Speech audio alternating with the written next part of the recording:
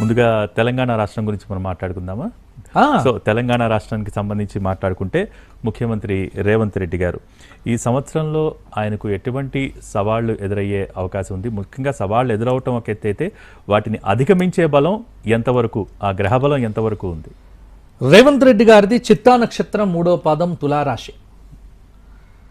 రేవంత్ రెడ్డి గారికి కుండలి చూస్తే కుంభలగ్న జాతకుడు. లగ్నంలో రాహు ఉన్నాడు.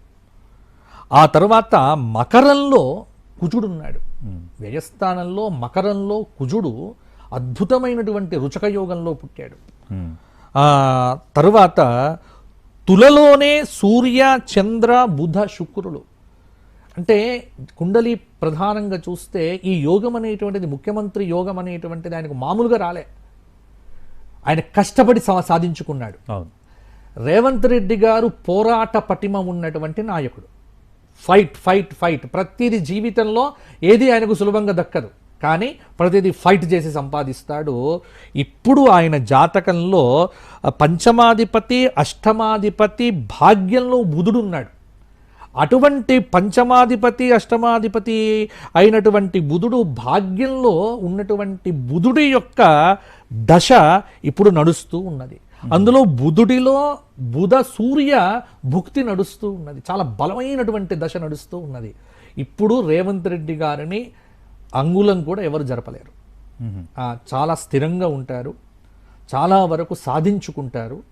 కానీ బయట అలా కనిపిస్తుంది, కానీ ఆయనకు తెలుస్తుంది లోపల కూర్చుంటే ఎంత వేడి ఉన్నదో అనేటువంటిది. లోపల వ్యక్తిగతంగా అనుభవిస్తూ ఉంటాడు, బయటికి చిరునవ్వులు చిందిస్తూ ఉంటాడు.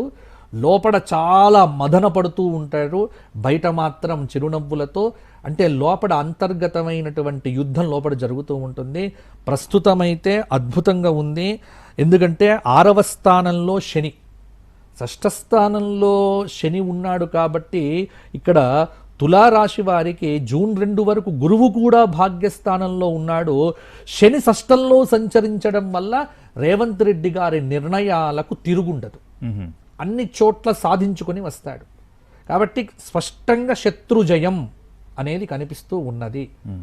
అయితే ఆయనకు ఎవ్వరి సహకారం ఉండదు, ఒంటరి పోరాటంలాగా ఉంటుంది లైఫ్ అనేటువంటిది. దాన్ని నిలబెట్టుకునే దిశగా ఈ సంవత్సరం జాతకమైతే ఉన్నది.